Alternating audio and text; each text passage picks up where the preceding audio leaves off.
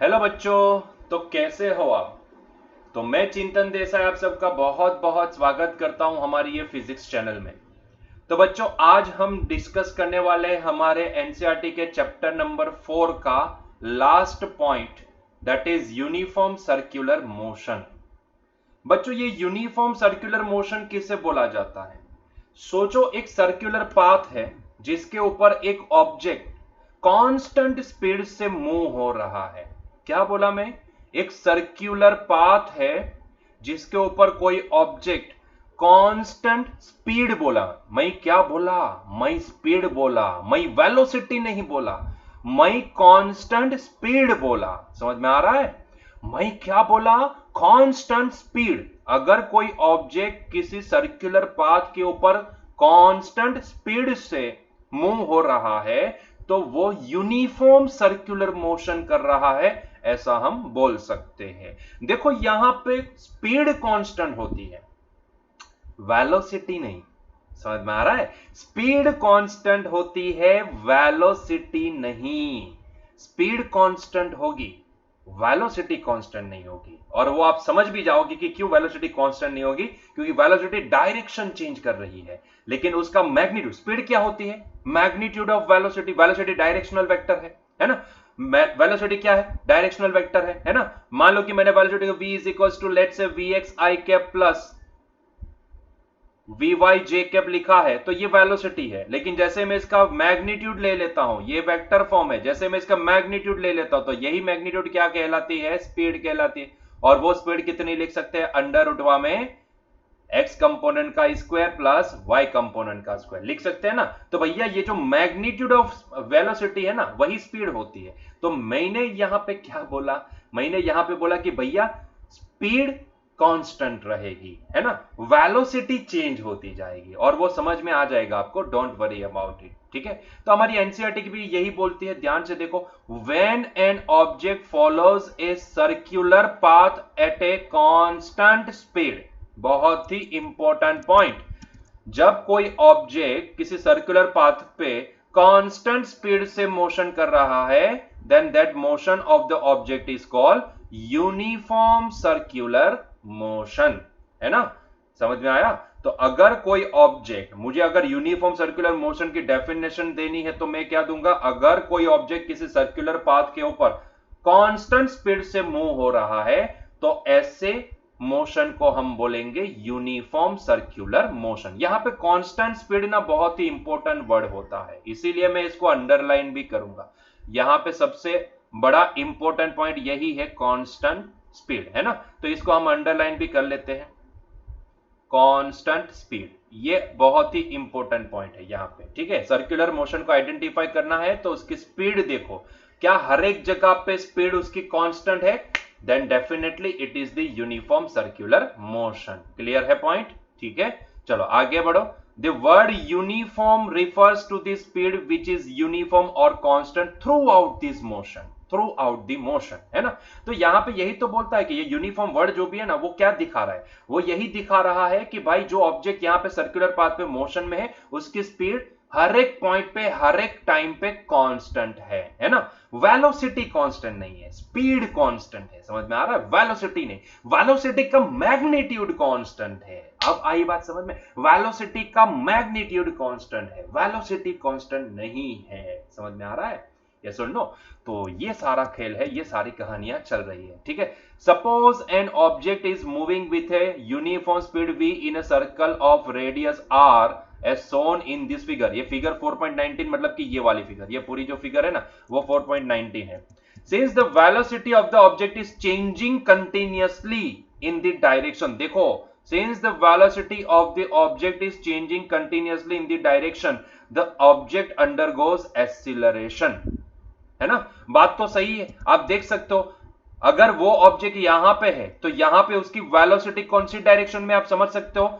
अगर कोई object circular motion कर रहा है तो उसकी जो वेलोसिटी होगी ना बच्चों, वेलोसिटी वो टेंजेंशियल डायरेक्शन में होगी। जिस पॉइंट के ऊपर है वहां पे टेंजेंट जिस डायरेक्शन में होता है वो डायरेक्शन में उसकी वेलोसिटी होगी। मतलब कि यहां पे ड्रॉ करूं तो ये वाली डायरेक्शन में ये होगा इसका टेंजेंट, है ना? यही इसका टेंजेंट होगा तो टेंजेंशियल डायरेक्शन में होगी। अगर ये वाले पॉइंट पे है तो यहां पे उसकी डायरेक्शन ये होगी। तो देखो ना, यहां से और इसको, ये दोनों डायरेक्शन को देखो, यहां की डायरेक्शन देखो और यहां की डायरेक्शन देखो, आप समझ सकते हो कि यहां पे डायरेक्शन चेंज हो गई है। अगर आप इसको आगे बढ़ाओगे तो यहां पे डायरेक्शन ये वाली डायरेक्शन को पॉइंट आउट करते हो, और यहां से अगर आगे बढ़ो तो ये वाली, तो भाई डायरेक्शन में चेंज आया, बदलाव आया। उतना ही नहीं, मैग्नीट्यूड में भी चेंज आएगा, मैग्नीट्यूड में भी चेंज आया। देखो विथ रिस्पेक्ट टू एक्सिस इसका एंगल देखो, और यहां पे विथ रिस्पेक्ट टू एक्सिस इसका एंगल देखो। समझ में आ रहा है? यस और नो? क्लियर हो रहा है? यस। तो इसका मतलब यह है कि वेलोसिटी भी चेंज हो रही है, वेलोसिटी भी चेंज हो रही है। ये पॉइंट पे जितनी उसकी वेलोसिटी है ना टेंजेंशियल डायरेक्शन में, उससे अलग वेलोसिटी ये वाले पॉइंट पे है।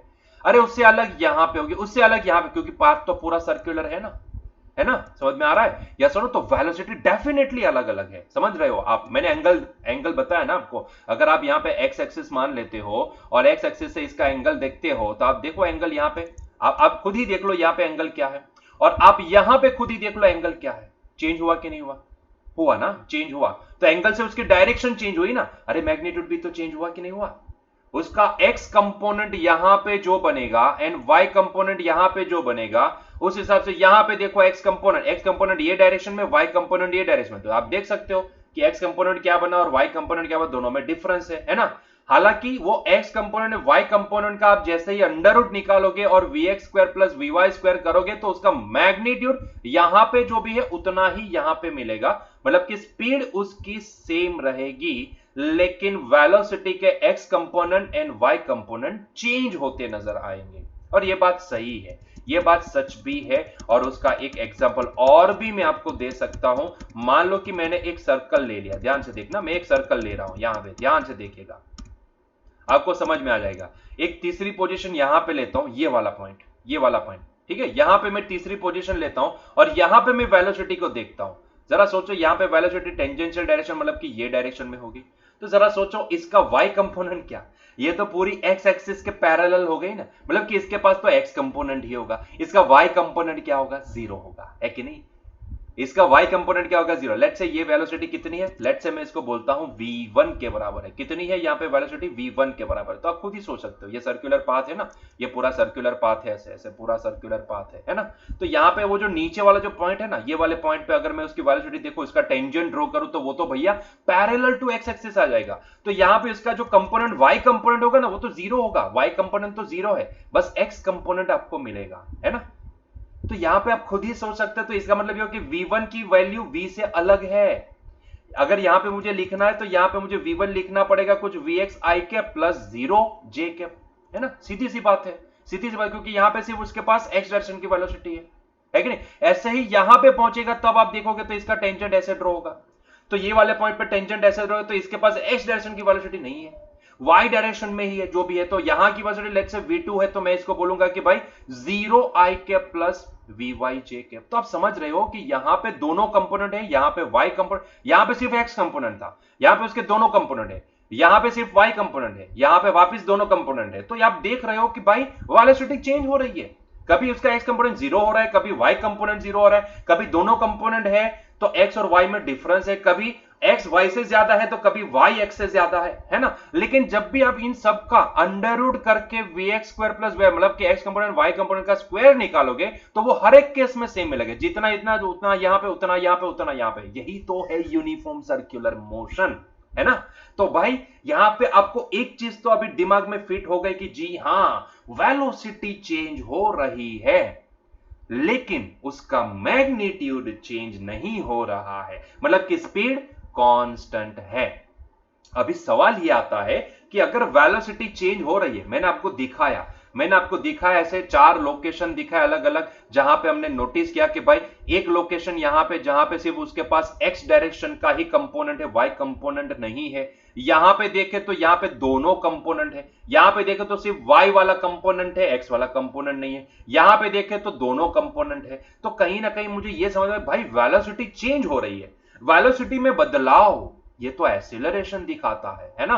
वेलोसिटी में चेंज कौन लेके आता है? एक्सीलरेशन। मतलब कि भाई अगर इसकी वेलोसिटी चेंज हो रही है तो इसका मतलब ये होता है कि कहीं ना कहीं यहां पे एक्सीलरेशन भी है, यहां पे एक्सीलरेशन भी है।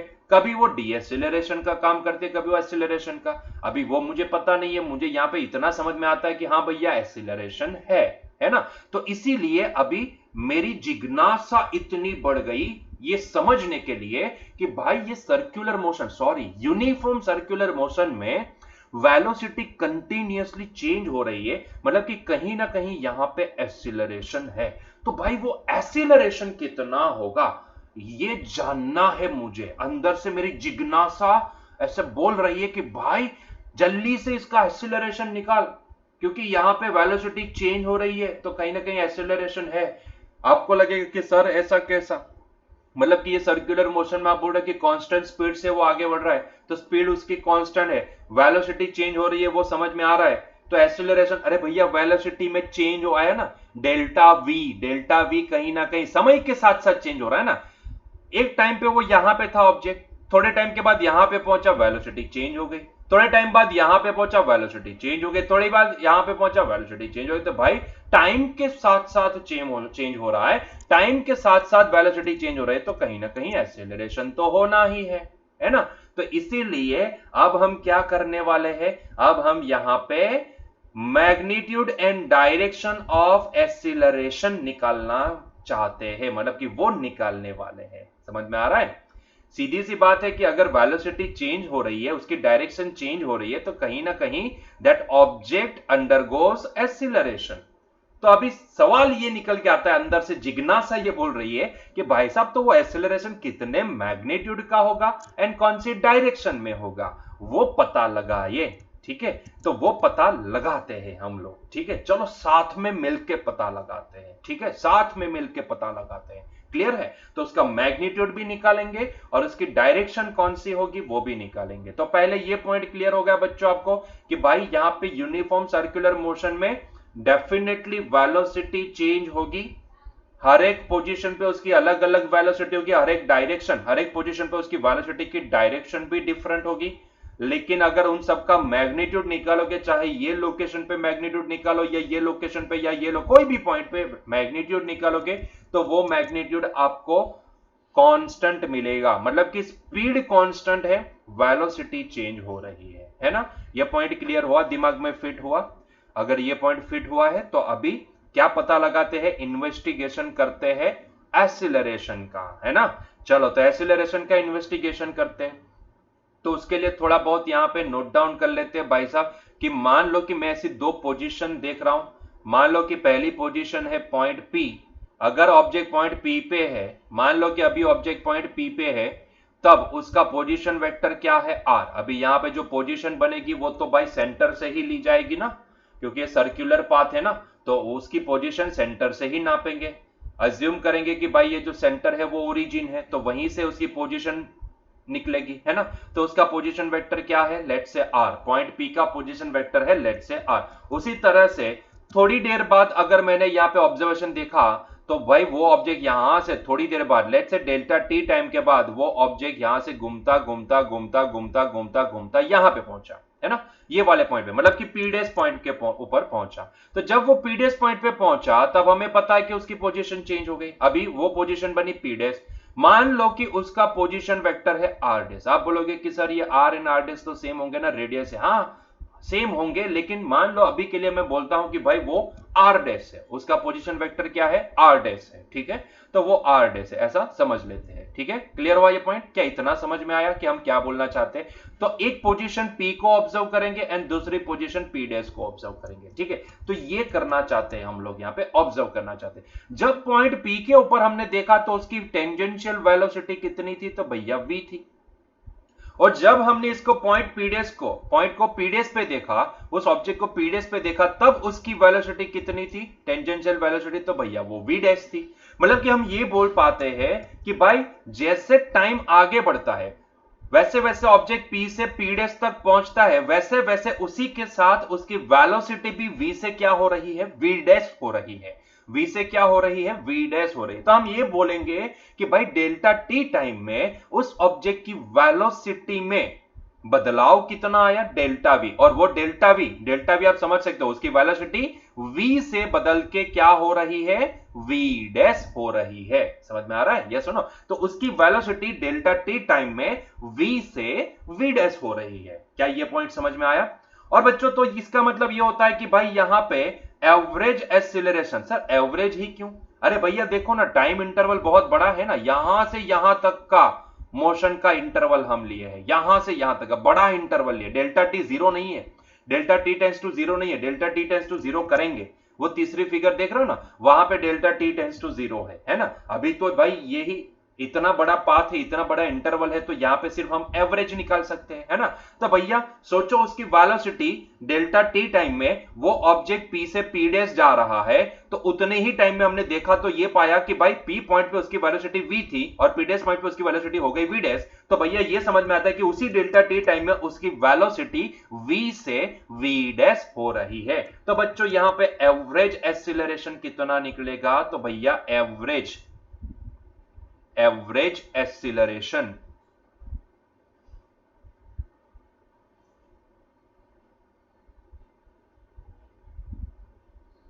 जिसको हम ए बार से डिनोट कर सकते हैं, ए बार इज इक्वल्स टू निकलेगा delta we divide by delta T, है ना। डेल्टा टी टाइम में उसकी वेलोसिटी v से v डैश हुई, है ना। डेल्टा टी टाइम में उसकी वेलोसिटी v से v डैश हुई, तो हम उसका एवरेज एक्सीलरेशन निकाल सकते हैं delta v bye delta T से, है ना। सीधी सी बात है ना। और जैसे ही हमने यहां पे प्रोजेक्शन लिया, ध्यान से देखना, ये एक्स एक्सिस सेंटर से जुड़ने वाली जो एक्सिस है इसके साथ यहां पे जैसे हमने प्रोजेक्शन लिया, मतलब कि इसको शिफ्ट करो यहां पे, जैसे कि मैं यहां पे ड्रॉ करता हूं, शिफ्ट करके दिखाता हूं तो आपको समझ में आएगा कि कैसे हमने ये ड्रॉ किया। तो ध्यान से देखो, ये है हमारा v, velocity v, point p के ऊपर वेलोसिटी, ठीक है। और ये है हमारी पॉइंट p डैश के ऊपर वेलोसिटी, ठीक है। तो उसको हम ड्रॉ करते हैं यहां से, ठीक है। तो ये है हमारा v डैश, और जैसे ही हम यहां पे ये जो हमारी रेफरेंस सेंटर से जुड़ने वाली जो रेफरेंस हॉरिजॉन्टल एक्सिस है, इसके ऊपर जैसे हम इसको शिफ्ट करते हैं तो हमें क्या नतीजा देखने को मिलता है, ध्यान से देखना हमें क्या नतीजा। मैं इसको शिफ्ट करता हूं यहां पे, तो ये हो गया हमारा v, ठीक है, ये हो गई हमारी v। और उसी तरीके से मैं उसको भी शिफ्ट करता हूं, किसको, ये v डैश को, ठीक है। तो मैं इस v डैश को भी शिफ्ट करता हूं, सॉरी ये सिलेक्ट नहीं हो पा रही है, हाँ हुई। इसको मैं यहां पे शिफ्ट करता हूं, हॉरिजॉन्टल एक्सिस के साथ देखना चाहते हैं इसलिए, तो मैंने इसको यहां पे शिफ्ट किया तो मुझे कुछ ऐसा नजर आया। देखो v ब्राउन कलर से दिखा है, v डैश रेड कलर से दिखा है। तो बच्चों मुझे ये समझ में आया कि जब हमने ये हॉरिजॉन्टल एक्सिस के साथ इसका प्रोजेक्शन देखा तो हमें ये पता चला कि भाई ये जो डेल्टा v है ना, ध्यान से देखो, ध्यान से देखो, ये v है और ये v डैश है, तो इन दोनों के बीच का भी एंगल कितना बड़ा। हमने क्या किया, यहीं से इसका प्रोजेक्शन उठाया, यहीं से इसका प्रोजेक्शन उठाया और यहीं से इसका प्रोजेक्शन उठाया, दोनों प्रोजेक्शन उठा करके हमने हॉरिजॉन्टल एक्सिस पे दोनों एंगल पे हो इस तरह से हमने शिफ्ट कर दिए, ठीक है। एंगल बनाए उस तरह से हमने शिफ्ट कर दिया, तो देखा तो भैया एंगल कितना बना, डेल्टा थीटा के बराबर। एंगल कितना बना, डेल्टा, और आप भी समझ सकते हो यहाँ पे जो एंगल बनेगा वो डेल्टा थीटा के बराबर ही बनेगा। वो समझना है तो आप क्या करोगे, इसको जोड़ो, इसको सीधा ऐसे खींचो, इसको सीधा ऐसे खींचो, तो इसके सामने का एंगल होगा डेल्टा थीटा, है ना। तो ये हो गया v और ये हो गया v डैश, तो इसके सामने का एंगल क्या बनेगा, डेल्टा थीटा ही बनेगा ना, डेल्टा थीटा ही बनेगा, ठीक है। तो ये बनेगा डेल्टा थीटा। तो इन दोनों के बीच का डेल्टा थीटा। सबसे बड़ी इंपॉर्टेंट चीज क्या है पता है, सबसे बड़ी यहां पे इंपॉर्टेंट चीज ये है कि भैया ये डेल्टा वी की डायरेक्शन देखो, वेलोसिटी v से v डैश हो रही है, v से v डैश हो रही है, मतलब कि v से v डैश मतलब कि ये डायरेक्शन। तो क्या आपने एक चीज नोटिस की कि डेल्टा v की डायरेक्शन क्या आई, डेल्टा v की डायरेक्शन ये towards the centre I, delta v की डायरेक्शन क्या आई, टूवर्ड्स द सेंटर आई, है ना, टूवर्ड्स द सेंटर। और देखने जाए, बोलने जाए तो भाई ये जो डेल्टा r है ना उसके परपेंडिकुलर आई। समझ में आया, या सुनो, v से v डैश हो रही है, बोलो बोलो, v से v डैश हो रही है, तो ये है v और ये है v डैश, है ना।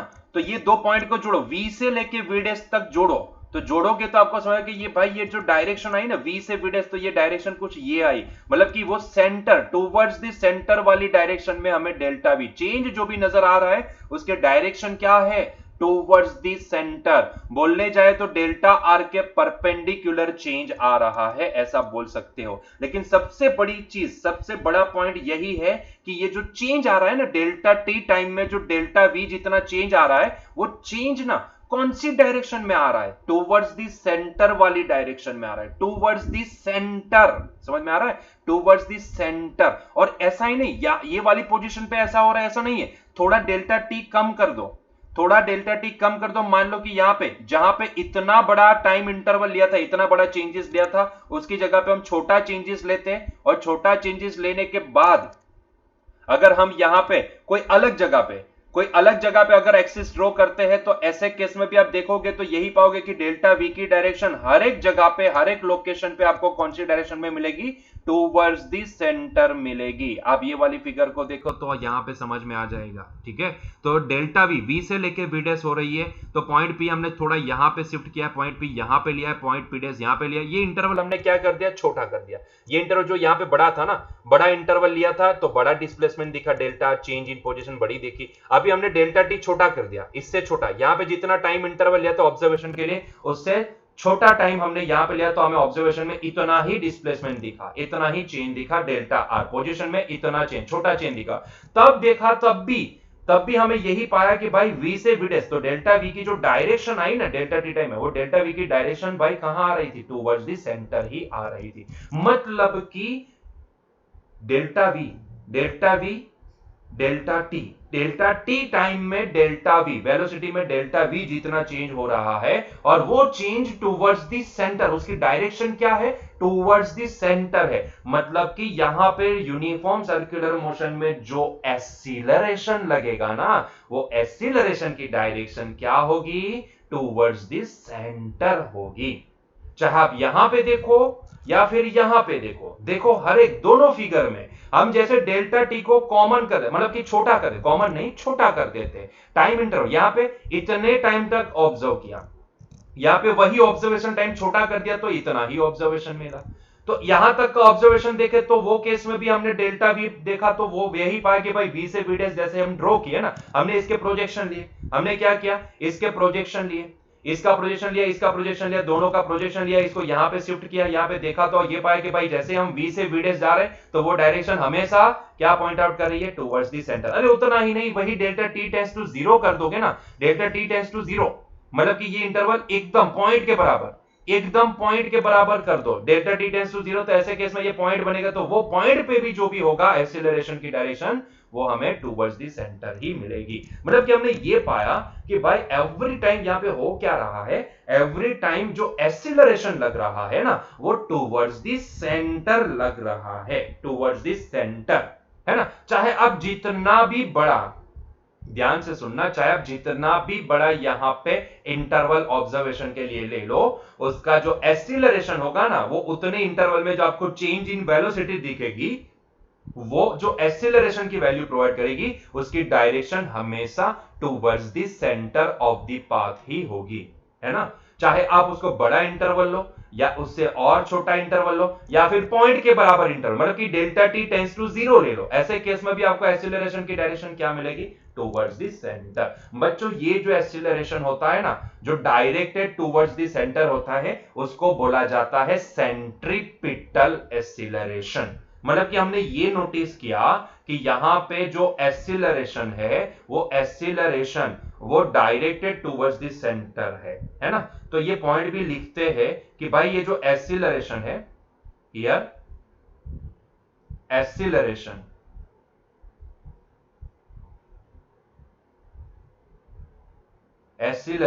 Is directed towards, is always लिखे तो भी सही रहेगा, क्योंकि एवरी टाइम वो हमेशा टुवर्ड्स द सेंटर ही होगा। Is always directed towards the centre, directed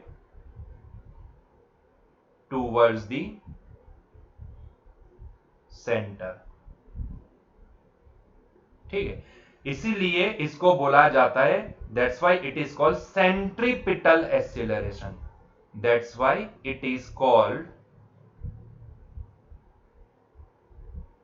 centripetal acceleration. Centripetal, आप इसको पेटल बोलो, पिटल बोलो, जो बोलना है वो, सेंट्रीपिटल एक्सीलरेशन।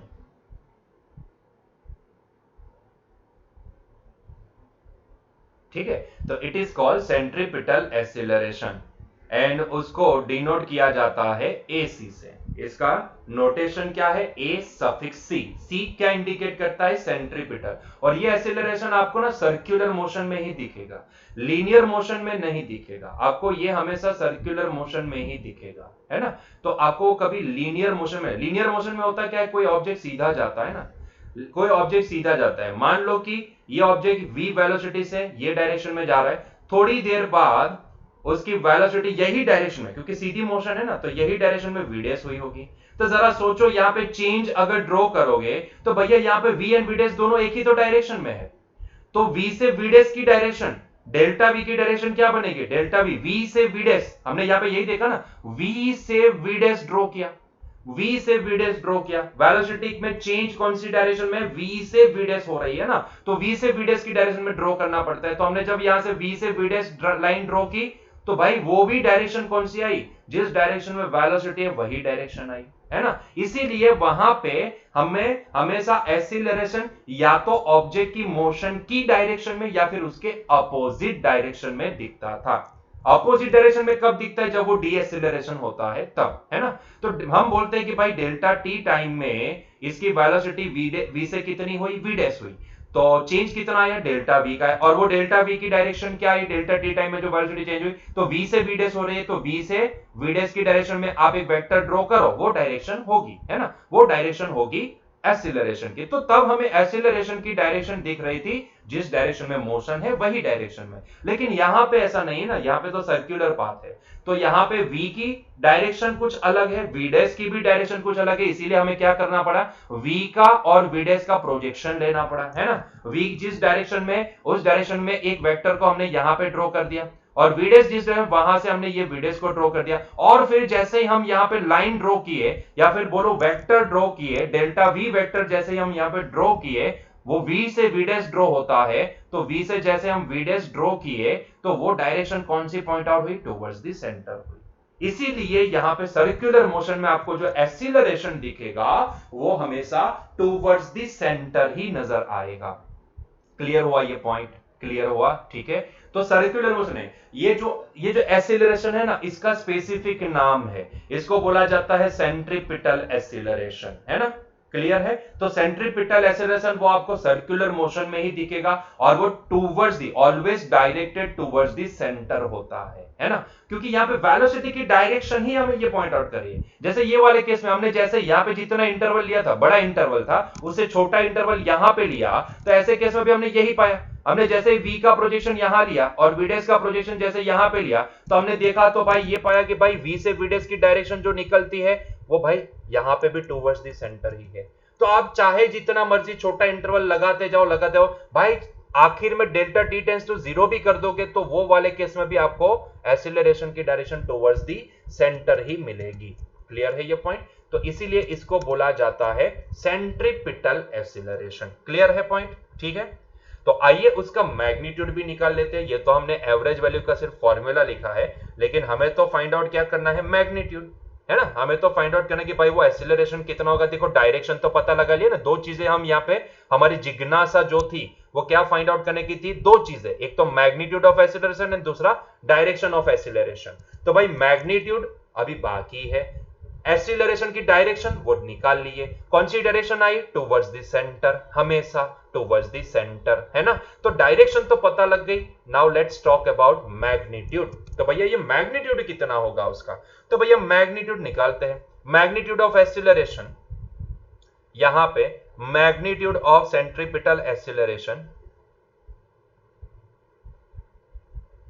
ठीक है। चलो तो मैग्नीट्यूड की बात करते हैं, मतलब कि इसी का मुझे मैग्नीट्यूड लेना पड़ेगा। तो भाई मैग्नीट्यूड ऑफ ए, मैग्नीट्यूड लेने के लिए मैं क्या करता हूं, यहां पे limit delta T tends to, मैं क्या कर देता हूं? 0, है ना। एक पर्टिकुलर मैग्नीट्यूड निकालने जाते हैं तो यहां पे मुझे क्या करना पड़ेगा, मतलब कि इंस्टेंटेनियस निकालना पड़ेगा, तो उसके लिए मैं क्या करता हूं? Limit delta T tends to 0 ले लेता हूं, ठीक है।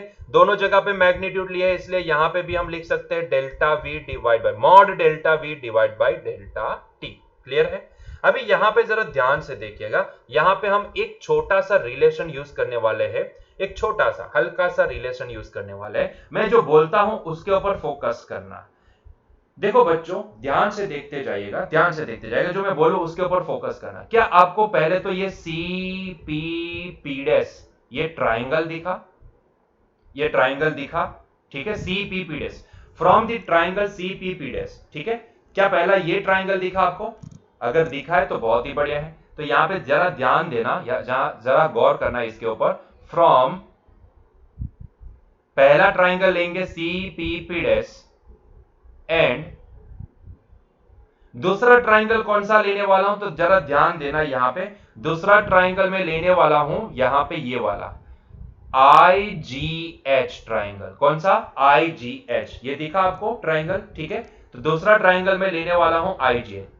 सो from triangle CPPDS and triangle I G H, ध्यान से देखना, यहां पे भी एंगल डेल्टा थीटा, यहां पे भी इसका एंगल डेल्टा थीटा, दोनों एंगल डेल्टा थीटा, तो दोनों सिमेट्रिकल है ऐसा बोल सकते हैं। तो क्या मैं यहां पे ऐसा बोल सकता हूं कि from triangle CPPDS and triangle I G H, भाई डेल्टा आर, ये वाली साइड डिवाइड बाय ये वाली side is always equals to ये वाली साइड डिवाइड बाय ये वाली साइड, है कि नहीं? मतलब कि मैं यहां पे लिखता हूं, ध्यान से देखना, मैं यहां पे लिखता हूं डेल्टा आर बाई, ध्यान से देखना, mod delta R by small R, magnitude ले रहे हैं इसलिए mod delta R by small R is equals to, क्या मैं यहां पे ऐसा बोल सकता हूं, it is nothing but magnitude of delta V by V। ध्यान से देखो, हमने किसका रेशियो निकाला? क्योंकि दोनों सिमेट्रिकल है इसलिए हमने किसका रेशियो निकाला? तो भाई ये डेल्टा R बाई आर, ये साइड डिवाइड बाय ये साइड, वो किसके बराबर है? ये साइड डिवाइड बाय ये साइड। थोड़ा ये ट्राइंगल को ऐसे रोटेट करवा दो ना और इसके जैसा कर दो तो आपको समझ में आ जाएगी, हाँ ये delta V divide by V, ठीक है। ये दोनों रेशियो क्या होंगे? सेम होंगे, है ना। ट्राइंगल से सिमेट्रिसिटी से हम ये लिख सकते हैं क्योंकि दोनों का एंगल सेम है, दोनों का एंगल सेम है। तो ये साइड डिवाइड बाय ये साइड इज इक्वल्स टू ये साइड डिवाइड बाय ये साइड होगी, ठीक है। तो ये हम सिमेट्रिसिटी से लिखें। तो यहां से हम क्या करना चाहते हैं? अच्छा, ये स्मॉल r का वैल्यू कितना है? ये स्मॉल r का वैल्यू, तो हमने यहां पे ये स्मॉल r जो रेडियस बनेगी किसकी? सर्कुलर पाथ की। तो हमने यहां पे बोला है कि circle of radius capital R, मतलब ये स्मॉल r जो भी है उसकी वैल्यू हम कैपिटल R लिख सकते हैं, ठीक है। तो इसकी वैल्यू कितनी है? कैपिटल R के बराबर, तो यहां पे उसकी वैल्यू प्लेस कर देते हैं, स्मॉल r की जगह पे कैपिटल R प्लेस करते हैं, और ये जो मॉड डेल्टा V है ना, इसकी वैल्यू बना देते हैं, तो हमें काम लगेगी यहां पे ये वाले फॉर्मूला में प्लेस करने के लिए, ठीक है। तो ये delta V is equal to क्या हो जाएगा? V को लेफ्ट हैंड साइड पे लेकर तो V times delta R divide by ये R की वैल्यू क्या है? कैपिटल R, ठीक है। तो इसको हम रिजल्ट नंबर 1 बोलते हैं, इसको हम रिजल्ट नंबर 2 बोलते हैं। अब क्या करता हूं, यही रिजल्ट नंबर 2 से वैल्यू को रिजल्ट नंबर 1 में प्लेस करता हूं। सो बाय पुटिंग या सब्स्टिट्यूटिंग रिजल्ट 2 इन 1, देखो बच्चों हमें ये एक्सीलरेशन का मैग्नीट्यूड कितना मिलेगा? एक्सीलरेशन का मैग्नीट्यूड, ध्यान से देखते जाओ, limit delta T tends to 0, delta V की जगह पे अभी मैं क्या लिखूंगा? v into delta R upon capital R लिखूंगा, है ना, delta R upon capital R, क्योंकि ये तो डेल्टा वी की वैल्यू ही, डिनोमिनेटर में डेल्टा टी एक है, तो मतलब कि इसको यहां पे एक्स्ट्रा लिखना पड़ेगा डेल्टा टी। क्लियर है? ठीक है। अभी ध्यान से देखो, ये v वो वाले पॉइंट p के ऊपर तो v की वैल्यू फिक्स होती है ना, तो v एंड r वो दोनों तो हम बाहर ले लेंगे, लिमिट वहां पे नहीं लगेगी क्योंकि लिमिट अल्टीमेटली किसको लगने वाली है? डेल्टा टी को। तो भाई v बाई r वो लिमिट के बाहर आ गए, लिमिट लगेगी टाइम को, so delta t tends to 0, यहां पे लिखेंगे delta r upon delta t। Clear है? अभी बच्चों जरा ध्यान से देखना, ध्यान से देखिएगा, यहां पे इसको ध्यान से नोट डाउन करना। भाई साहब ये जो delta v by delta T है ना, sorry limit delta T tends to delta r by delta T है ना, डेल्टा टी को आप जितना छोटा करते जाओगे, जितना छोटा करते जाओगे, तो वही डेल्टा कन्वर्ट हो जाता है स्मॉल डी में। हमने ये देखा था इंस्टेंटेनियस में कि जैसे आप डेल्टा टी टेंड्स टू 0 लेते हो तो वही डेल्टा को अब हम स्मॉल डी डिफरेंशिएशन से हम बता सकते हैं, है ना। तो यहां पे ये मैग्नीट्यूड ए अब क्या हो गया, it is nothing but v by R into, इसको मैं लिख सकता हूं dr बाय dt। तो ये हो गई rate of change of position with respect to time. तो भैया rate of change of position with respect to time ये तो वेलोसिटी देती है ना, ये तो वेलोसिटी dx by dt क्या होता है वेलोसिटी, यहाँ पे dr by dt वो होती क्या है वेलोसिटी। तो भैया ये हो गई वेलोसिटी की वैल्यू। तो भैया कुल मिला के देखे तो ये v इंटू वी क्या हो गया v स्क्वायर बाय r, है ना। तो यहां से हमें पता चला कि भाई ये जो मैग्नीट्यूड ऑफ एक्सीलरेशन होता है ना, जिसको हम सेंट्रीपिटल एक्सीलरेशन बोलते हैं, वो कितना होता है v स्क्वायर बाई आर के बराबर होता है। बस यही तो डिराइव करना चाहते थे। ये हो गया इसका मैग्नीट्यूड, ये हो गया इसका मैग्नीट्यूड, है ना। क्लियर है पॉइंट। तो इसको बॉक्स बना देते हैं हम लोग, आइए इसको बॉक्स बना देते हैं। बहुत ही बढ़िया सा मस्त बॉक्स बना दिए, ठीक है। तो ये हो गया हमारा बॉक्स, है ना। तो ये सेंट्रीपिटल एक्सीलरेशन का मैग्नीट्यूड कितना होता है v स्क्वायर बाई आर के बराबर होता है। क्लियर हुआ ये पॉइंट। सेंट्रीपिटल एक्सीलरेशन का मैग्नीट्यूड कितना होता है v स्क्वायर बाई आर के बराबर होता है। क्लियर है। तो ये पूरा जो भी था वो उसका डेरिवेशन था, आप इस तरह से डिराइव कर सकते हो। क्लियर है। तो भाई ये जो dr बाई dt है इसको हमने क्या किया, v से रिप्लेस कर दिया, ठीक है। तो अल्टीमेटली ये वैल्यू क्या आ गई v स्क्वायर बाई आर। तो यस, यूनिफॉर्म सर्कुलर मोशन में किसी भी ऑब्जेक्ट जो यूनिफॉर्म सर्कुलर मोशन कर रहा है उसको सेंट्रीपिटल एक्सीलरेशन कौन सी डायरेक्शन में लगता है, दो चीजें निकाली थी ना, एक तो मैग्नीट्यूड पता करना चाहते थे एंड दूसरी डायरेक्शन कौन सी डायरेक्शन में लगता है, हमेशा टुवर्ड्स द सेंटर लगता है, जिसको सेंट्रीपिटल एक्सीलरेशन बोला जाता है। एंड दूसरी चीज उसका मैग्नीट्यूड कितना होता है, तो magnitude v square by r के बराबर होता है। क्लियर हुआ ये पॉइंट, ठीक है। चलो ये तो पता लगा लिया।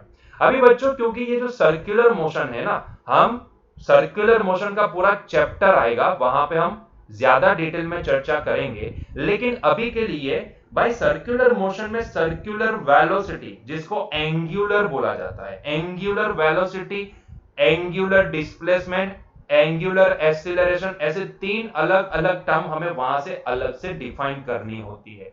ऐसा क्यों, उसके पीछे का रीजन है। देखो जैसे हम लीनियर मोशन के लिए हमने डिस्प्लेसमेंट, वेलोसिटी एंड एक्सीलरेशन ऐसे तीन कंपोनेंट हमने डिफाइन किए थे ना, किसी भी मोशन को आइडेंटिफाई करने के लिए या फिर उसको अच्छे से डिफाइन करने के लिए हमने, अगर वो लीनियर मोशन है तो उसके लिए हमने x, v एंड a ये तीन कंपोनेंट को हमने डिफाइन किया था।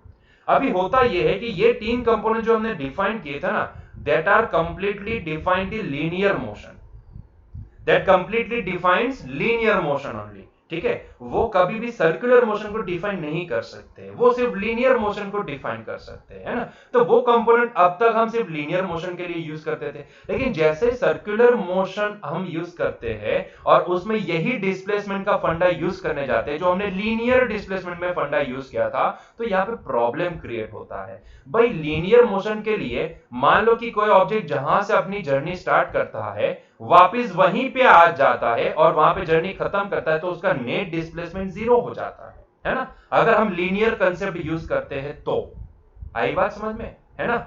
यही होता है ना, हम लीनियर डिस्प्लेसमेंट में क्या करते हैं, कोई ऑब्जेक्ट जितना सीधी डायरेक्शन में आगे बढ़ा उतना ही वापस रिवर्स डायरेक्शन में आके वही पोजीशन पे अपनी जर्नी खत्म करेगा, तो उसका नेट डिस्प्लेसमेंट बनेगा जीरो। अगर नेट डिस्प्लेसमेंट जीरो है तो उसकी एवरेज वेलोसिटी भी जीरो निकल के आएगी, है ना। वेलोसिटी जीरो बोल सकते हैं, एक्सीलरेशन एवरेज जीरो हो जाएगा, है ना। क्योंकि भाई डेल्टा एक्स ही जीरो है तो सीधी सी बात है कि डेल्टा वी भी जीरो हो जाएगा, है ना। तो भाई इसका मतलब ये होता है कि सर्कुलर मोशन में तो हमेशा आपको डिस्प्लेसमेंट जीरो ही मिलेगा, क्योंकि भाई सर्कुलर मोशन में होता क्या है, एक ऑब्जेक्ट एक बार नहीं बार बार वही पोजीशन पे आके अपनी जर्नी का मतलब कि बार बार वही पोजीशन से पास होता जाएगा।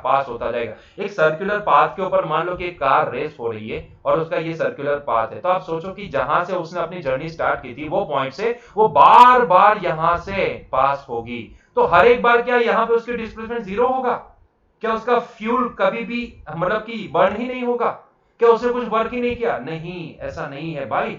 आइडियली देखने जाए तो भाई उसने कुछ डिस्प्लेसमेंट तो किया है, कितना, ये सर्कल का जो सर्कमफियरेंस है उतना, है ना। लेकिन ये कंसेप्ट अगर लीनियर का यूज करेंगे तो लीनियर कंसेप्ट के हिसाब से तो वो डिस्प्लेसमेंट जीरो हो जाता है, क्योंकि जहां से जर्नी स्टार्ट करते हैं वापस वहीं पे आता है, तो डिस्प्लेसमेंट जीरो कहलाता है ना। तो कंसेप्ट तो गलत हो जाता है ना। तो इसीलिए हम गलत नहीं बोलेंगे, हम ये बोलेंगे कि भाई सर्कुलर मोशन के लिए linear displacement, linear velocity, linear acceleration का कंसेप्ट काम नहीं लगता है। उसके लिए हमें अलग से angular displacement, angular velocity and angular acceleration को अलग से डिफाइन करना पड़ेगा, है ना, क्योंकि लीनियर वाले एक्सीलरेशन, डिस्प्लेसमेंट एंड वेलोसिटी काम नहीं दे रहे हैं, है ना। तो उसके लिए हमें क्या करना पड़ेगा, उसको अलग से डिफाइन करना पड़ेगा। अभी वो सारी चीजें ना हम डिफाइन कहां पे करेंगे, सर्कुलर मोशन के पूरे चैप्टर के अंदर, ठीक है। तो अभी क्या करेंगे, अभी सिर्फ उसका एक जो एंगुलर वेलोसिटी है ना, उसको सिर्फ यहां पे यूज करेंगे, जस्ट एक रिलेशन आइडेंटिफाई करने के लिए, क्योंकि लीनियर एंड एंगुलर ये दोनों फिजिकल क्वांटिटी अलग होने वाली है। मैंने आपको ये तो समझा दिया कि भाई लीनियर कंपोनेंट्स, चाहे वो डिस्प्लेसमेंट हो, वेलोसिटी हो या एक्सीलरेशन हो, वो आप यहां पे सर्कुलर मोशन के लिए नहीं अप्लाई कर सकते, क्योंकि यहां पे सर्कुलर मोशन में ऑब्जेक्ट जिस पोजीशन से जर्नी स्टार्ट करता है, घूम फिर के उस पोजीशन से बार बार वहां से पास करेगा, तो क्या एवरी टाइम डिस्प्लेसमेंट जीरो हो जाएगा, नहीं होगा। मतलब कि लीनियर कंसेप्ट यहां पे यूज नहीं होगा। चलो वो तो समझ में आ गया। तो उसके लिए क्या करना पड़ेगा, तो उसके लिए हमें अलग से, इसके लिए अलग से अलग फिजिकल क्वांटिटीज डिफाइन करनी पड़ेगी। वो एंगुलर डिस्प्लेसमेंट होगा, वो एंगुलर वेलोसिटी होगी, वो एंगुलर एक्सीलरेशन होगा। लेकिन अभी के लिए वो सारी चीजें कहां पे डिफाइन करेंगे, हम सर्कुलर मोशन के चैप्टर में, है ना। लेकिन अभी के लिए क्या हम कुछ रिलेशन डिफाइन कर सकते हैं, जी हां, हम रिलेशन डिफाइन कर सकते हैं, किसका, एंगुलर एंड लीनियर कंपोनेंट का, है ना। वो सारी चीजें डिफाइन वहां पे करेंगे। लेकिन अभी के लिए अगर मुझे जानना है, देखो यहां पे ना लीनियर में जैसे हम डिस्प्लेसमेंट को x से डिनोट करते हैं, वैसे एंगुलर में डिस्प्लेसमेंट को थीटा से डिनोट किया जाता है। जैसे यहां पे लीनियर वेलोसिटी को v से डिनोट करते हैं, वैसे वहां पे एंगुलर वेलोसिटी को ओमेगा से डिनोट किया जाता है। जैसे यहां पे लीनियर एक्सीलरेशन को a से डिनोट करते हैं, वैसे ही यहां पे एंगुलर एक्सीलरेशन को अल्फा से डिनोट किया जाता है। तो मेरा यह बोलना है कि यहां पे एटलीस्ट इतना तो हम आइडेंटिफाई कर सकते हैं कि भाई ये V और ओमेगा के बीच में क्या रिलेशन हो सकता है, ये A और ओमेगा के बीच में क्या रिलेशन हो सकता है, ये थीटा, ओमेगा, अल्फा, ये सारी चीजें डिटेल में वहां पे स्टडी करेंगे। लेकिन अभी के लिए फिलहाल ये चैप्टर में हमें यूनिफॉर्म एक्सीलरेशन, यहां पे सॉरी यूनिफॉर्म सर्कुलर मोशन के पॉइंट में हम यहां पे सिर्फ दो चीजें यहां पे पता लगाना चाहते हैं कि भाई what is the relation between linear velocity and angular velocity, and what is the relation between linear acceleration and angular velocity. तो ये दो रिलेशन बस यहां पे निकालना चाहते हैं हम लोग, ठीक है, दो रिलेशन यहां पे निकालना चाहते हैं, ठीक है। तो ओमेगा क्या है, थीटा क्या है, अल्फा क्या है, हाँ इतना बता सकता हूं कि ये जो ओमेगा है, वो ओमेगा क्या है, एंगुलर वेलोसिटी, मतलब कि कितनी तेजी से वो सर्कल पे घूम रहा है, उसको बोला जाता है उसकी एंगुलर वेलोसिटी। बाकी सारी डिटेल वहां पे स्टडी करेंगे, ठीक है। तो अभी के लिए हमारा आज का इंटेंशन कितना, ये चैप्टर के लिए कितना इंटेंशन है हमारा, तो भाई v एंड ओमेगा के बीच में क्या रिलेशन है, एंड ये जो सेंट्रीपिटल एक्सीलरेशन हमने निकाला है उसका ओमेगा के साथ क्या रिलेशन है, जहां पे ओमेगा क्या है, एंगुलर वेलोसिटी है ना। ओमेगा क्या है, एंगुलर वेलोसिटी है। तो पहले हम क्या डिफाइन करने वाले हैं, relation between linear velocity and angular velocity. तो पहला रिलेशन हम यहां पे डिफाइन करना चाहते हैं, लीनियर रिलेशन बिटवीन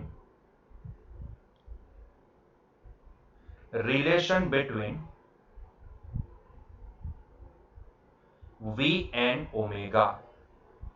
v होती है टेंजेंशियल, मतलब कि लीनियर वेलोसिटी, एंड ओमेगा होती है angular velocity. To be specific बोलूं तो जैसे लीनियर वेलोसिटी में डिस्प्लेसमेंट अपॉन टाइम होता है, वैसे एंगुलर वेलोसिटी में एंगुलर डिस्प्लेसमेंट अपॉन टाइम होता है। ये इसका फॉर्मूला है। एंगुलर डिस्प्लेसमेंट मतलब कि थीटा, एंगुलर डिस्प्लेसमेंट मतलब कि थीटा। अगर आप एक सर्कल घूमते हैं तो आपको पता है कितना रेडियन घूम गए, 2 पाई रेडियन, है ना। तो ये बस यही थीटा। अगर एक सर्कल घूमोगे तो 2 पाई लिखना है थीटा, अगर दो सर्कल घूमोगे तो 4 पाई लिखना है थीटा, है ना। तो इसका मतलब ये है कि एंगुलर वेलोसिटी का यूनिट क्या निकल के आता है, रेडियन पर सेकंड, क्योंकि ये जो डिस्प्लेसमेंट होगा वो रेडियन में नापा जाएगा, है ना। समझ में आ रहा है। तो ये इसका फॉर्मूला है। जैसे वहां पे फॉर्मूला था ना x/t, वैसे यहाँ पे थीटा बाई टी, वो सारी चीजें वहां पे देखेंगे, ठीक है।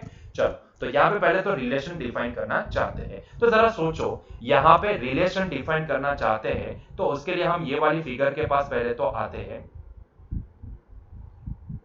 एक सेकंड, हाँ ये थोड़ा ओके, ये क्या हो गया,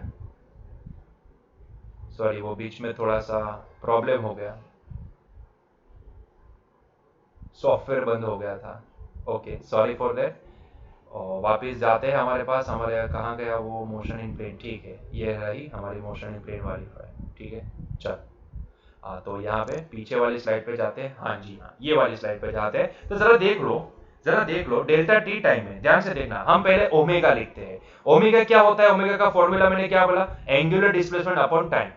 देखो ऑब्जेक्ट डेल्टा टी में, ये वाली फिगर को देखो, ये वाली फिगर को देखो, तो डेल्टा टी टाइम में भैया देखो तो ये ऑब्जेक्ट कितना एंगल घूम रहा है, ध्यान से देखो, अभी मैं एंगल बोलूंगा क्योंकि हम एंगुलर वेलोसिटी लिखना चाहते हैं, ओमेगा लिखना चाहते हैं, तो कितना एंगल घुमा, कितना एंगल घुमा डेल्टा टी टाइम में। अब तक हम डेल्टा आर देख रहे थे, अभी हम क्या देखने वाले, डेल्टा थीटा देखना, कितना एंगल घुमा भाई, तो डेल्टा टी टाइम में भाई साहब वो यहां से यहां इतना एंगल घुमा, कितना एंगल है वो, डेल्टा थीटा, है ना। तो भाई डेल्टा टी टाइम में ऑब्जेक्ट पी से पी डेस पहुंच रहा है सर्कुलर पाथ के ऊपर, तो अल्टीमेटली वो कितना एंगल घूम रहा है उतने टाइम में, डेल्टा थीटा एंगल घूम रहा है ना, समझ में आया, इतना एंगल घूमेगा डेल्टा टी टाइम में, है ना, इतना एंगल घूमेगा, इतना एंगल वो घुमा, कितना एंगल है वो, डेल्टा थीटा है। तो भैया यहां पे क्या मैं एंगुलर वेलोसिटी क्या लिख सकता हूं, क्या मैं यहां पे ओमेगा इज इक्वल टू कितना एंगल घुमा, डेल्टा थीटा, कितने टाइम में, डेल्टा टी टाइम में। सो क्या मैं इसको delta theta upon delta T लिख सकता हूं,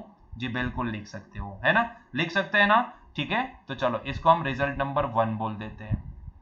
तो यहां पे ये वाले केस में डेल्टा टी इंटरवल में जब ऑब्जेक्ट पी से पी डैश पहुंचेगा तब एक्चुअल में वो कितना एंगल घुमा, डेल्टा थीटा एंगल घुमा, कितने टाइम में, डेल्टा टी टाइम में, है ना, डेल्टा टी टाइम में डेल्टा थीटा एंगल घुमा, that is the angular velocity. Clear है। अभी लीनियर वेलोसिटी को लिखते हैं। लीनियर वेलोसिटी में मैंने क्या देखा, तो भैया उतनी ही लीनियर वेलोसिटी को देखने जाओगे तो उतने ही टाइम में भाई वो ऑब्जेक्ट पी से पी डेस तक डिस्प्लेसमेंट किया, कितना डिस्प्लेसमेंट किया, पी से पी डेस तक, है ना, उतने ही टाइम में, क्योंकि हम यहाँ पे लीनियर वेलोसिटी लिखना चाहते हैं ना, तो उसमें तो डिस्प्लेसमेंट होता है ना, velocity is equal to displacement upon time. तो भैया यहाँ पे उसने डिस्प्लेसमेंट कितना किया, इतना, ये दो पॉइंट को पी एंड पी डेस को सीधा जोड़ दो, सीधा जोड़ोगे तो उतना डिस्प्लेसमेंट करेगा, कितना डिस्प्लेसमेंट करेगा, इतना डिस्प्लेसमेंट करेगा, है ना, इतना डिस्प्लेसमेंट करेगा। तो भैया लीनियर वेलोसिटी कितनी होगी, लीनियर वेलोसिटी होगी delta S upon delta T. तो ये हो गया हमारा एंगुलर कंपोनेंट, ये हो गया हमारा लीनियर कंपोनेंट, है ना। लीनियर वेलोसिटी कितनी आई, delta S by delta T, sorry delta S by delta T, मतलब कि यहाँ पे डेल्टा आर बोल देते हैं इसको, तो delta R by delta T, ठीक है। ये डेल्टा आर जो वेरिएशन है ना, इसको हम यहाँ पे ऑब्जर्वेशन, क्योंकि आप एनसीईआरटी में रिफर करोगे तो आपको ये जो पी पीडेस है, पी से लेके पीडेस की जो लेंथ है, इसको डेल्टा एस बोला गया है, तो हम इसको डेल्टा एस मान लेते हैं, ठीक है। वहां पे जो लिखा है वही नोटेशन यहाँ पे यूज करते हो, ताकि जब भी आप नोटबुक टेक्स्ट बुक को रिफर करते हो तो आपको कोई प्रॉब्लम नहीं आए, ठीक है। तो ये delta S upon delta T, है ना, ये पी से लेके पीडेस, पी से लेके पीडेस का, पी से लेके पीडेस का, है ना, समझ में आ रहा है, पी से लेके पीडेस। अच्छा इसको नहीं अच्छे से समझाता हूं, ध्यान से सुनो, वेलोसिटी को छोड़ दो, वेलोसिटी को छोड़ दो, हम ये वेलोसिटी नहीं स्पीड की बात करते हैं, ठीक है, स्पीड की बात करते हैं, सॉरी वेलोसिटी बोल गया मैं, स्पीड की बात कर रहा हूं, यहां पे स्पीड की बात करते हैं। तो भाई पी से लेके पी डेस तक वो कितनी स्पीड से घूम रहा है, पी से लेके पी डेस तक वो कितनी स्पीड से घूम रहा है, तो भैया वो ऑब्जेक्ट पी से लेके पी डेस तक लेट से v स्पीड से घूम रहा है, कितनी v स्पीड से घूम रहा है, तो उस टाइम पे उसने कितना डिस्प्लेसमेंट किया होगा, तो p से लेके p डेस तक का डिस्प्लेसमेंट नहीं बोलेंगे, डिस्टेंस काटा है ऐसा बोलेंगे। तो वो कितना डिस्टेंस काट रहा है, सॉरी मैंने गलती से बोला था वेलोसिटी, हम डेल्टा आर बोल गए, गलत है, ध्यान से सुनो, p से लेके p डेस, है ना, हम ये सर्कुलर पाथ को ही, क्योंकि हम ये लीनियर कंपोनेंट का इसके साथ रिलेशन निकालना चाहते हैं इसके लिए, ठीक है। तो जब हमने देखा तो ये पाया कि जब वो पी से पी डेस जा रहा है तो वो एक्चुअल में एंगल कितना घुमा, डेल्टा थीटा। तो एंगुलर कंपोनेंट क्या आया, एंगुलर कंपोनेंट आया हमारे पास delta theta upon delta T. और जब हमने ये देखा कि भाई मान लो कि वो v स्पीड से जा रहा है वही पाथ के ऊपर पी से पी डेस, तब वो उसने डिस्प्लेसमेंट कितना किया, सॉरी डिस्प्लेसमेंट बोल रहा हूं बार बार, डिस्टेंस कितना काटा, तो पी से पी डेस का डिस्टेंस मान लो कि ये है डेल्टा एस के बराबर। और ये क्या है, ये आर्क है ना, पी से लेके पी डैश आर्क के बराबर डिस्टेंस काटा उसने, है ना। तो भाई यहां पे ये डेल्टा एस जो भी है वो क्या है, अल्टीमेटली तो आर्क है, आर्क पी पी डैश, इतना डिस्टेंस वो काट रहा है, डिवाइड बाय डेल्टा टी, है ना। अभी वो पी पी डैश कितना हो सकता है, क्या हमारे पास आर्क का फॉर्मूला है? जी हाँ, हमारे पास आर्क का फॉर्मूला क्या है, arc is equal to radius into angle, है ना। आर्क का फॉर्मूला क्या होता है, आर्क पी पी डैश, यहां पे अगर मैं पी पी डैश आर्क की वैल्यू लिखना चाहता हूं तो वो कितनी लिख सकते हैं, रेडियस इनटू एंगल के बराबर। एंगल कितना घुमा, इतना आर्क है ना, तो एंगल कितना, यहां से यहां तक का मतलब कि डेल्टा थीटा, और रेडियस कितनी है यहां पे, कैपिटल आर। तो यही आर्क पी पी डैश का वैल्यू मैं कितना लिख सकता हूं, आर इंटू डेल्टा थीटा, है ना। तो यहां पे बस यही चीज यहां पे लिखते हैं। तो भाई पी पी डैश का आर्क कितना होगा, पी पी डैश का आर्क की वैल्यू होगी R into delta theta divide by delta T, है ना। तो भाई ये जो हमें स्पीड मिली, जितनी स्पीड से वो तेजी से मूव कर रहा है, वो स्पीड का रिलेशन क्या निकलेगा, ध्यान से देखो। क्या मैं delta theta by delta T को यहां पे ओमेगा लिख सकता हूं? जी हाँ, लिख सकते हैं। ऊपर से रिजल्ट नंबर 1 से इसको हम ओमेगा लिख सकते हैं। तो भैया ये v क्या हो गया, v is equals to R omega, है ना। v इज इक्वल्स टू क्या मिला हमें, R omega. So that is the relation between linear component and angular component. समझ में आया, यस और नो, समझ में आया कैसे हमने इसको लिखा, कैसे हम इसको लिख पाए, क्या क्लियर हुआ ये point? v is equals to R omega, clear हुआ ये पॉइंट? ठीक है, सिंपल है, आसान है। देखो क्या करना है, बस ये कंपोनेंट का रिलेशन निकाला, तो उसके लिए क्या करना है भाई, मान लो डेल्टा टी टाइम में वो ऑब्जेक्ट यहां से यहां जा रहा है, तो अगर एंगुलर कंपोनेंट निकालना है तो हमें ये देखना पड़ेगा कि उतने डेल्टा टी टाइम में वो कितना एंगल घुमा, वो होता है ओमेगा। और अगर स्पीड की बात करें तो भैया वो कौन सा पाथ फॉलो कर रहा है, पी से लेके पी डैश वाला ये पाथ फॉलो कर रहा है। मान लो कि उसने उसमें डेल्टा टी टाइम में कितना डिस्टेंस काटा, तो डेल्टा एस के बराबर डिस्टेंस बोल रहा हूं। पी से लेके पी डैश घूमने में ये सर्कुलर कितना डिस्टेंस काटा, डेल्टा एस के बराबर, वो कितना होगा, आर्क पी पी डैश के बराबर। और आर्क का फॉर्मूला लगा कि वो कितना मिला हमें, तो वी मिला R delta theta by delta T. यहां पे delta theta by delta T की वैल्यू हम रिजल्ट नंबर 1 से क्या प्लेस कर सकते हैं, तो ओमेगा। तो इसी वजह से हम यहां पे बोल सकते हैं कि v और ओमेगा के बीच में रिलेशन क्या बनेगा, v is equals to R omega, है ना। v इज इक्वल्स टू क्या बनेगा, आर ओमेगा। तो ये हो गया relation between v and omega. उसी तरीके से अगर मुझे दूसरा रिलेशन यहां पे ये डिफाइन करना है कि what is the relation between centripetal acceleration and omega, तो भाई AC एंड ओमेगा के बीच में क्या रिलेशन बनेगा, तो उसके लिए AC का फॉर्मूला क्या है, v स्क्वायर बाई आर। तो वही फॉर्मूला को यहां पे यूज करो, तो AC इज इक्वल टू हम क्या लिख सकते हैं, v स्क्वायर बाई आर लिख सकते हैं। देखो v का रिलेशन ओमेगा के साथ क्या है, v is equal to R omega, मतलब कि v की जगह पे मैं यहां पे आर ओमेगा प्लेस कर सकता हूं, तो it is the R omega whole square divide by R. तो ध्यान से देखोगे तो ये क्या हो जाएगा, R square into omega square divide by R, है ना, क्लियर है ये पॉइंट। सो आप देखोगे तो ये पाओगे यहां पे कि भाई साहब ये एक आर तो कैंसल हो जाएगा इसके साथ, तो बचा है वो हमें क्या देगा, आर ओमेगा स्क्वायर देगा। तो ये हो जाएगा आर ओमेगा स्क्वायर। तो ये हो गया relation angular velocity and centripetal acceleration के बीच का, है ना। So centripetal acceleration and angular velocity के बीच का रिलेशन क्या निकला, AC is equals to R omega square. तो बस यही है जो आपको याद रखना है, relation between V and omega क्या होती है, R omega, V is equals to R omega, and relation between AC and omega क्या निकल के आएगा, AC is equals to R omega square. Clear है ये पॉइंट, ठीक है, क्लियर है। बस ये दो फॉर्मूला है जो आपको याद रखने हैं, ठीक है, ये याद होने चाहिए क्योंकि न्यूमेरिकल्स में हमें सीधे ये फॉर्मूला अप्लाई करने आएंगे, ठीक है। दैट यू शुड नो कि भाई what is the relation between V and omega, what is the relation between AC and omega, ठीक है। अभी ये ओमेगा को और डिटेल में चर्चा कहां पे करेंगे, सर्कुलर मोशन में करेंगे, ठीक है। अभी के लिए इतना समझ लो कि भैया what is the relation between V and omega, that is V is equals to R omega. What is the relation between AC and omega, that is AC is equals to R omega square, ठीक है। तो ये हो गई पूरी कहानी uniform circular motion की। Clear हुआ ये पॉइंट, यूनिफॉर्म सर्कुलर मोशन की, क्लियर है पॉइंट, ठीक है। चलो तो इसके रिलेटेड जो हमारा आखिरी सॉल्व एग्जांपल है उसको देख लेते हैं, उसके बाद कल से हम हमारी टेक्स्ट बुक एक्सरसाइज स्टार्ट करेंगे। ठीक है, तो example 4.10, an insect trapped in a circular groove of radius 12 centimetre moves along the groove steadily and completes 7 revolution in 100 second. 7 revolution in 100 second. Then what is the angular speed and the linear speed of the motion? मतलब कि आपको omega निकालने को बोला है and we निकालने को बोला है। अगर आपको ओमेगा पता चल जाए तो वी आसानी से पता लग सकता है ना, क्योंकि ये लीनियर स्पीड और एंगुलर स्पीड के बीच का जो रिलेशन है वो क्या है, v is equal to R omega. अगर आपको आर ओमेगा पता चल जाए, आर तो दिया गया है, तो v आसानी से आप पता लगा सकते हो, है ना। तो देखो पहले तो ओमेगा पता लगाते हैं। भाई ये ओमेगा कितना होगा, ये एंगुलर स्पीड कितनी होगी, तो एंगुलर स्पीड हमें पता है कि ओमेगा इज इक्वल टू कितना होता है, थीटा अपॉन टी के बराबर, है ना। अब ये थीटा कितना है, देखो मैंने क्या बोला था आपको, इसको यहां पे डिफाइन कर लेते। मैंने क्या बोला था, अगर एक रेवोल्यूशन कंप्लीट करता है तो कितना एंगल घूमता है, 2 पाई।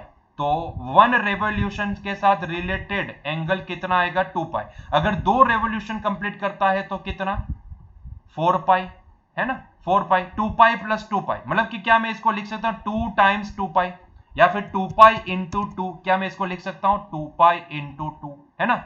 उसी तरह से मान लो कि उसने 3 रेवोल्यूशन कंप्लीट कर दिए, तो अब कितना एंगल होगा, 2 पाई प्लस 2 पाई प्लस 2 पाई, कितना होगा 6 पाई।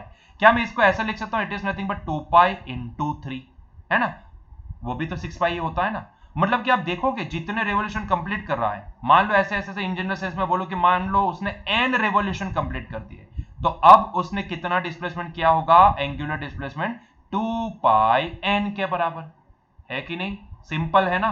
तो भैया ये जो थीटा है ना, ये थीटा का इन जनरल फॉर्मूला क्या है, 2 पाई n, that's it. 2 pi n क्या है, 2 पाई n बटे t, सिंपल है कि नहीं, समझ में आया ये पॉइंट। ठीक है, अगर एक रेवोल्यूशन कंप्लीट करेगा तो n की वैल्यू 1 प्लेस करो, तो आपको उसके रिलेटेड कितना एंगल घुमा वो मिल जाएगा। अगर 2 रेवोल्यूशन कंप्लीट किए तो n की वैल्यू प्लेस कर दो 2, तो आपको उसके रिलेटेड कितना एंगल घुमा होगा वो मिल जाएगा। और थीटा वही तो होता है, एंगुलर डिस्प्लेसमेंट, है कि नहीं। ठीक है, तो ये हो गया 2 पाई n बाय t, क्लियर है। ठीक है, तो हमारे केस में क्या दिया गया है, देखो ध्यान से, हमारे केस में क्या दिया है इन्होंने, हमारे केस में देखो ये फॉर्मूला कितनी आसानी से बन गया, बहुत ही सिंपल है, ऑब्जर्वेशन से ही बना लिए। ठीक है, चलो तो ये 2 पाई n हमारे केस में कितना रेवोल्यूशन दिया गया है, देखो 7 रेवोल्यूशन कंप्लीट कर रहा है, मतलब कि n की वैल्यू क्या प्लेस करनी है, 7, कितने टाइम में, 100 सेकंड, मतलब कि t की वैल्यू कितनी प्लेस करनी है, 100। तो आइए प्लेस करते हैं वो वैल्यू को। तो यहां पे n की वैल्यू है 7, तो मैं इसको प्लेस करूंगा 7 डिवाइड बाय कितने टाइम में, 100।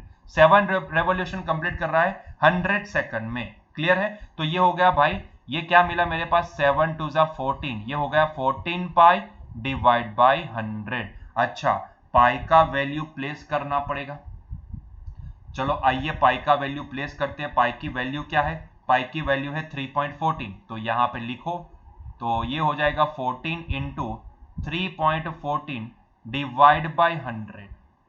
सो 14 मल्टीप्लाई बाय 3.14 डिवाइड बाय 100, जैसे 100 करेंगे तो हमारे पास आंसर आएगा 0.4396। आंसर क्या आया हमारे पास, 0.4396, 0.4396। मतलब कि इसको अगर पिछले 2 डिजिट को अगर मैं ड्रॉप करवाता हूं तो मुझे ये मिलेगा 0.44, है ना। हम राउंड ऑफ करते हैं तो 0.44 रेडियन पर सेकंड। ठीक है, तो इतना ओमेगा हमें मिलेगा, है ना। ओमेगा अगर मिल गया है तो भैया v भी तो आसानी से मिल जाएगा, v इज इक्वल टू क्या होता है, r इंटू ओमेगा, है ना। और रेडियस कितनी दी गई है, सेंटीमीटर में है तो सेंटीमीटर में रखते हैं, तो ये रेडियस दी गई है हमें 12, और ओमेगा कितना आया 0.44, है ना। तो भाई 12 मल्टीप्लाई बाई 0.44 करो, तो यहां पे 12 मल्टीप्लाई बाई 0.44 करेंगे तो हमारे पास आएगा 5.28, तो आंसर आया 5.28। पीछे वाले 8 को हम ड्रॉप करवा देते तो ये हो जाएगा 5.3, क्योंकि रेडियस को सेंटीमीटर में ही रखे थे तो ये यूनिट बनेगा सेंटीमीटर पर सेकंड। तो देखो इसकी स्पीड कितनी आई, 5.3 सेंटीमीटर पर सेकंड, वही वाला फॉर्मूला यूज किए। ठीक है, चलिए तो ये पॉइंट तो क्लियर हो गया। क्वेश्चन ए का आंसर दे दिया, अभी क्वेश्चन बी का आंसर देते हैं। क्या पूछा है? Is the acceleration vector constant vector? Is the acceleration vector A constant vector and what is its magnitude? क्या यहां पे एक्सेलरेशन एक कांस्टेंट वेक्टर होगा? देखो, एक्सेलरेशन का मैग्नीट्यूड अलग चीज होती है और जो वेक्टर की बात करते हैं तो वो अलग चीज होती है, क्योंकि यहां पे वेलोसिटी चेंज हो रही है और उसकी डायरेक्शन भी अलग हो रही है ना। आप देखोगे तो सर्कुलर मोशन में आप देखोगे तो ये पाओगे कि भाई साहब यहां पे इसकी डायरेक्शन अभी वेलोसिटी की यहां पे चेंज होते होते ये हो गई और वेलोसिटी भी चेंज हुई। मतलब कि यहां पे एक्सीलरेशन वेक्टर की बात करें तो एक्सीलरेशन वेक्टर कांस्टेंट नहीं होगा, लेकिन हां उसका मैग्नीट्यूड बोलेंगे तो वो कांस्टेंट होगा, है ना। तो क्या यहां पे एक्सीलरेशन वेक्टर वो कांस्टेंट होगा? तो नहीं, एक्सीलरेशन वेक्टर बोला है, मैग्नीट्यूड ऑफ एक्सीलरेशन नहीं बोला है, एक्सीलरेशन वेक्टर बोला है, ठीक है। तो एक्सीलरेशन, हाँ यहां पे ये समझ सकते हैं कि द एक्सीलरेशन, डी एक्सीलरेशन और या direction of, sorry D acceleration बोल गया, डायरेक्शन ऑफ वेलोसिटी जो भी है वो यहां पे कंटिन्यूअसली चेंज हो रही है ना, कंटिन्यूअसली चेंज हो रही है, तो वो कांस्टेंट वेक्टर तो नहीं हो सकता है ना।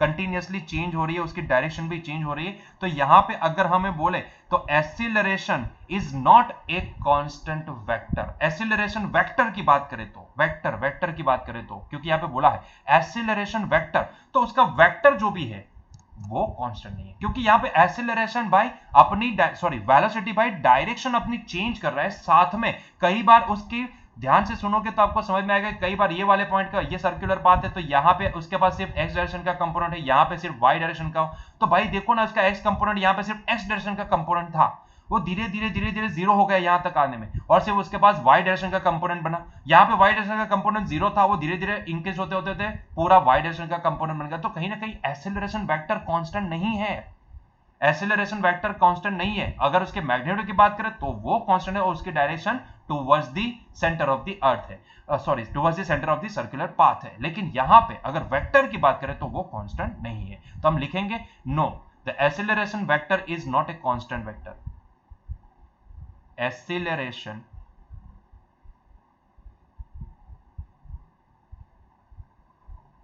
Vector is not a constant, ठीक है। क्यों? क्योंकि हर एक डायरेक्शन में आपको अलग अलग वेलोसिटी मिल रही है, वेलोसिटी की वैल्यू भी चेंज हो रही है, साथ में उसकी डायरेक्शन भी चेंज हो रही है, तो वेक्टर की कंपोनेंट भी उसी हिसाब से होंगे, चेंज होते नजर आएंगे, है ना, तभी तो आपको ऐसा दिख रहा है। क्लियर है? हाँ, अभी दूसरा क्वेश्चन क्या पूछा है, what is the magnitude? Magnitude कितना होगा? तो भैया जो एक्सीलरेशन सेंटर की ओर लगता है उसका मैग्नीट्यूड तो हमें पता है v स्क्वायर बाय आर के बराबर, v स्क्वायर बाय आर के बराबर। यहां पे ओमेगा स्क्वायर इंटू आर भी लिख सकते हो, v भी निकाल लिया तो वो भी यूज कर सकते हो, कोई प्रॉब्लम नहीं है। यहां पे हम लिखेंगे ओमेगा स्क्वायर आर के बराबर। ओमेगा कितना आया हमारे पास? 0.44, उसका स्क्वायर मल्टीप्लाई बाय रेडियस कितनी है? तो भैया 12 सेंटीमीटर। आंसर सेंटीमीटर पर सेकंड स्क्वायर में ही देंगे तो उसको ऐसे ही रहने देते हैं, ठीक है, मीटर में कन्वर्ट नहीं करते। तो 0.44 मल्टीप्लाई बाय 0.44 स्क्वायर है इसलिए उसको मल्टीप्लाई करेंगे 12 से, तो हमारे पास आएगा 2.3232। आंसर क्या निकला हमारे पास? 2.3232। तो हमारे पास आंसर आया 2.3232। अभी इसमें मैं पीछे के 3 डिजिट को अगर मैं ड्रॉप करवाता हूं तो मुझे यहां पे आंसर मिलेगा, क्योंकि 232 विच इज लेस देन 500, तो हम इसको सिर्फ ड्रॉप करवा दे, ऐड करने की जरूरत नहीं, तो हमारे पास आंसर आएगा 2.3 सेंटीमीटर पर सेकंड स्क्वायर। तो मैग्नीट्यूड कितना आएगा सेंट्रीपिटल एक्सीलरेशन का?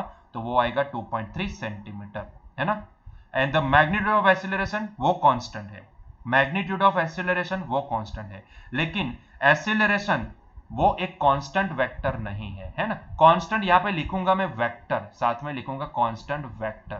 कांस्टेंट वेक्टर किससे बोला जाता है? हर एक जगह पे, हर एक पोजीशन पे उसकी वैल्यू 2i के प्लस 3j के, तो ये कांस्टेंट वेक्टर है। हर एक जगह पे उसकी एक्स डायरेक्शन की एक्सीलरेशन भी सेम, वाई डायरेक्शन की भी सेम, लेकिन ऐसा नहीं हो रहा है ना। आप समझ सकते हो यहां पे ये जो वेलोसिटी इसका सिर्फ एक्स कंपोनेंट है, वाई कंपोनेंट 0 है, एक्स कंपोनेंट कुछ है, और यहां पे जैसे पहुंचेगा तो अब उसके पास क्या हो जाएगा? तो x कंपोनेंट इसका 0 हो जाएगा। लेट्स से ये v1 है तो x कंपोनेंट 0 है और y कंपोनेंट कुछ है, तो ऐसे केस में आप समझ सकते हो कि भाई इसका x कंपोनेंट डिक्रीज होते 0 हुआ और y कंपोनेंट इंक्रीज होते y हुआ, तो कहीं ना कहीं ये कांस्टेंट तो नहीं है ना। थोड़ा आगे बढ़ा तो यहां पे क्या हो गया, तो इसके पास दोनों कंपोनेंट आ गए, मतलब कि इसका y component x component change हो रहा है, टाइम बाय टाइम चेंज हो रहा है। तो कहीं ना कहीं ये तभी पॉसिबल है जब इसके पास x कंपोनेंट भी वेरिएबल हो एंड एक्सीलरेशन का y कंपोनेंट भी वेरिएबल हो, मतलब कि वो कांस्टेंट वेक्टर नहीं है। लेकिन हाँ, अगर कोई पूछे कि उसका मैग्नीट्यूड, तो वो कांस्टेंट है, वो कांस्टेंट है, ठीक है। जैसे यहाँ पे वेलोसिटी वेरिएबल है लेकिन उसका मैग्नीट्यूड स्पीड कांस्टेंट है, उसी तरीके से यहाँ पे एक्सीलरेशन वेक्टर कांस्टेंट वेक्टर नहीं है लेकिन उसका मैग्नीट्यूड वो कांस्टेंट है। तो बच्चों यहीं पे हमारा आज का लेक्चर एंड करते हैं, मिलते हैं नेक्स्ट लेक्चर में। Till that enjoy your day, bye.